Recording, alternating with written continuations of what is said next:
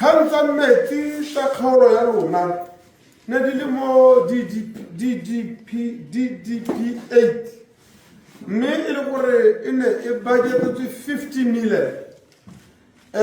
ya seka ya dirwa ka lebaka la phaelo ya madi mme gompieno e boetse gape jaanong ebile e taka madi a botoka